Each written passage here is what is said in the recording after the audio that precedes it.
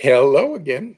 I'm going through a series of videos here on the petition to the APA, sort of little fireside chats or living room chats regarding just this and that topic. I'm starting with the petition to the APA. So I kind of give a little bit of a framework for how I kind of arrived at this point. And but the APA, the petition to the APA, arose around 2017. The idea for that from parents, from you guys, a couple of parents, a group of parents, Jason, Howie, Michelle, a few others, um, put together the first petition to the APA. It was from the parents, and they wrote up something. They were trying to apply the established knowledge that I was bringing forward to educate people and to say let's apply established knowledge to fix this. So they wrote up their petition, a little disorganized, but it was a good effort by lay people with the knowledge. But it was very valuable for a couple of reasons. One is it I thought it was a really good idea because it's empowering the parents. And from my perspective at the time, it's not the time, it's still now, I'm operating under standard 1.05 of the APA ethics code. That when I encounter unethical practice by psychologists, I'm required, mandatory by the standard 1.04 and 1.05 to do something about it. Okay, I'm not allowed to walk away. So I've encountered a whole bunch of unethical practice. So I have to do something. 1.04 doesn't apply on this scope and scale. So 1.05. And so if you read it, it's just this continuing arm. Yes, there is. And then I have to take additional action appropriate to the situation. Offers a few suggestions. Part of that, their suggestions is to take it up to the appropriate institutional authorities. Who's the appropriate institutional authorities? Well, first, unethical practice would be the licensing boards. Problem is, the licensing boards are infested with the forensic psychologists who are disabling the response of the licensing boards. So until we get the licensing boards cleansed of the forensic psychologists, then we can't. The licensing boards become disabled, and so they're not responsive. So doing something, I'm telling parents to file licensing board complaints. The response I get back from parents is doesn't do any good. Yes, I know, because they're infected with the forensic side. Keep filing anyway, because that's the right thing to do. That is your avenue for making an authentic, justified complaint about the unethical ignorance, malpractice of these people. The proper thing for me to do as a psychologist is to tell you that the proper avenue is your licensing board. However, they're inert, they're not going to do anything, and that becomes your problem. So that was one thing I was facing. So then I skip over them and say, well, then who else is out there? AFCC, they are the forensic psychologists. So I went to them in 2017, national convention, and I have 4 slides from that presentation where I told them, and there was a specific reason I kind of went. I gave them the knowledge, and then I said, these are your competence standards over here. And if you're not competent in these domains of knowledge, you're in violation of the ethical standards. National convention, did they do any good? No, because they don't care. And so that I know that. So I documented them in that I told them. Okay, so I fulfilled my obligations of informing the AFCC, but that wasn't resolved properly in that fashion. So then where do I go at that point? Well, next group is the American Psychological Association. These are psychologists, forensic psychologists, and they are in the APA, Division 40, whatever, the Division of Family and Law, whatever, Psychology and the Law. So they are in the APA on all the big committees of stuff. These are the forensic psychologists. So the APA should be informed of the ethical violations that are rampant out here so that they can take appropriate actions. So how do I inform the APA? And that petition to the APA idea was excellent for solving that. So the parents, by filing their first petition with the APA, did something valuable. They took down the APA's first line of defense, which is death by committee. So whatever petition you send into the APA, they're going to shunt it off to some committee or some people, and it's just going to disappear and die. Um, so that's exactly what happened to it. But I realized if I send in a second petition that's different, then if it's sent to the same committee, yikes, they're two different petitions, and they need to respond to the separate allegations, and it'll expose the APA. And that was the entire reason I did it. I didn't expect the APA to do anything. It'd be wonderful if they did, but I didn't expect it because I know if they were doing something, it would have already been done. I realized that there was no motivation to solve anything over here because nobody was solving anything, and it is easy peasy. Okay. It's not special knowledge for me. It's family systems therapy and delusional thought disorders and attachment. Okay. These are established knowledge.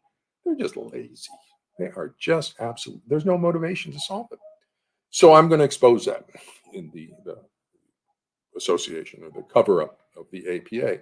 The other thing that does is it documents in for you parents and your allies in the legal domain is it documents up for you potentially for the class action lawsuit.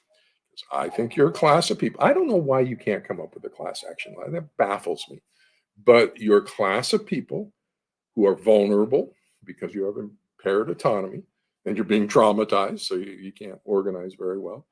And so you're a vulnerable class of people who are being traumatized and are being forced to use a special group of psychologists that no one else is being forced to use. You're being segregated out and given a woefully inadequate and inferior professional quality of services. And there's no choice for you. You have to use the forensic psychologist. And then they come up with these guidelines and stuff that are just really a nightmare. And so that would be documenting in the cover-up part of that, of the APA. And for class actions, that's one of the things I heard one time is you want to look for the deep pockets because the lawyers want the money. And so where the damage is going to come from? Who's got the money? And in this case, it's the AFCC and the APA. So my 2017 presentation to the AFCC documented them into the cover-up. They know, they just don't care.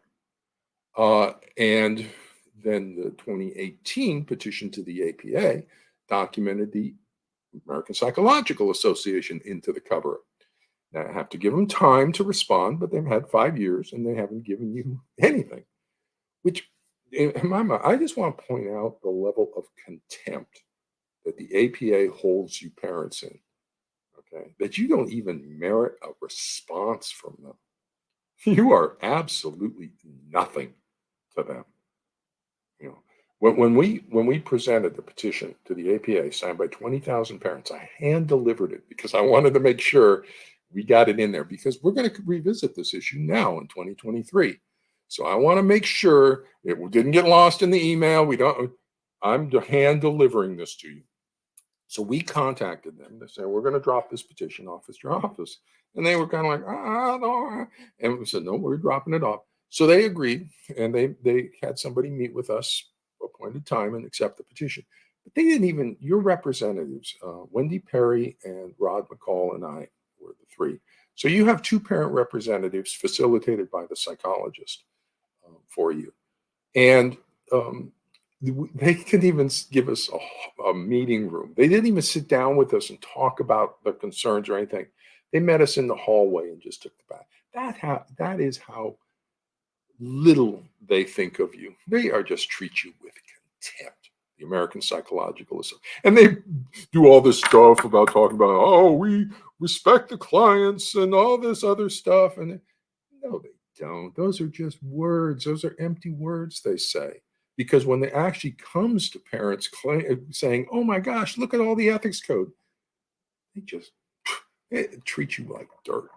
Don't even answer. Don't even give you the benefit of a response. It's been 5 years and you don't even merit a response. Now, the other thing, though, interestingly, that the petition that the APA exposes is you guys. because you accept that. You just move on to your own issues because everyone out there for you guys, you parents, is it's what about me? What about me? What about me? I hear that all the time. I say file a licensing board complaint. You say, well, it doesn't work. What about me? It's not about you. If you file a licensing board complaint, you then put that psychologist on notice and that they need to do stuff, and you force the psychologist on the licensing board to cover up over and over again. And so it's not about you, it's about a larger movement, and it's about what you should do. If there's unethical practice, then you should file a licensing board complaint. Does it work? No, because the system is broken. But that doesn't mean anyway. So it exposes that what about me attitude with all of you. And which raises another issue, which is that you don't have any organized parent advocacy groups out here. In ADHD, we have CHAD. Autism has Autism Speaks, a couple others. And in schizophrenia and bipolar, we have NAMI. These are all very, very strong national parent organizations. You don't have anything over here. Nothing. Zero. Why is that? Is it because you can't organize as parents? Partly. And the reason for that is because you're a trauma victim. This is active trauma, active spousal abuse. And so for various reasons, you're kind of focused on your situation and getting out of your trauma, and you're not able to organize like the ADHD or autism parents are. But more importantly, to the reason you don't have a strong parent organization over here is because you don't have any professional support. I work with Jim Swanson in ADHD. I work with Keith Nectarline in NAMI. In all those other domains, I've even worked on the autism and Autism First. So all those other domains, the clinical psychologists support the parent organization. So we'll go out and give talks to them, and if there's legislative stuff coming through, we'll help them move on that. And so there's very active support from the top level, professionals, major university researchers and people, and all the clinicians and stuff, and the parents work together on these. That's why we can get a written treatment plan, like into the IEP, into the Individuals with Education Act. In school systems, the school psychologist is required to conduct a functional behavioral analysis of the child's behavior problem before they're allowed to do any sort of behavioral intervention with the child in the classroom. So they have to conduct what's called a functional behavioral analysis, FBA. It's a variant of applied behavioral analysis. Now, over in the family courts, they don't even know what applied behavioral is. They don't even know the more fundamental applied functional. Forget about it. They have no idea what that is. But over in ADHD, they've got that into federal law that's required, plus a written treatment plan with goals, interventions, outcome measures, and timeframes. It's written into the law, and it's done routinely over there in the schools because of the power of these ADHD groups, CHAD, and autism groups, and the professional supports. So where is your professional support that should be over here? Well, it should be the forensic psychologists. Oh my goodness, they're just exploiting you. They're not supporting you. AFCC is not supporting a parent organization over here. They're just taking your money from you and abusing you. They're abusing you. And the other one is the Parental Alienation Study Group out of the Gardner people. And I had Bill Burnett tell me directly that the Parental Alienation Study Group is not an advocacy group. It's a study group. They don't advocate for anything, except when Bill wants them to. And then they become an advocacy group. But he told me, and Dorsey was sitting right there. So Dorsey was in Venice. We were having a big meeting. I'm trying to get Bill to cooperate, and he just refused to cooperate in any way. It has to be a parental alienation solution. You will accept no other solution if it does not include parental alienation syndrome. No, PAS has to die because we have to hold the mental health people accountable. We cannot hold them accountable to PAS. We can't hold them accountable to standard 2.01, 2.04 once we define it using established knowledge. The bill doesn't care. He doesn't care if we get a solution. He just cares that the solution is PAS. And he's willing to forget anything else to get that solution. And so he withholds the advocacy or the support of the professional organization from you. So he's not developing a parent organization. He's just using it for his own purposes. And then the forensic psychologists are just exploiting you as well. So you don't actually have a parent advocacy group to help support you in this. I'm kind of it. I'm your lone support psychologist, and you see what I do. That would be what the in ADHD. It'd be total. What I'm doing here would be considered totally normal. Empowering you to advocate for yourself, totally normal. Autism, totally normal. I know because I'm from there. Over here, it seems really weird. I seem like, oh my God, I'm so unique. Yeah, because it's really bad over here. So I'm going to wrap this segment up, and we're going to move on to the next little piece, talking about once they sent through their petition to the APA, that dropped the death by committee thing.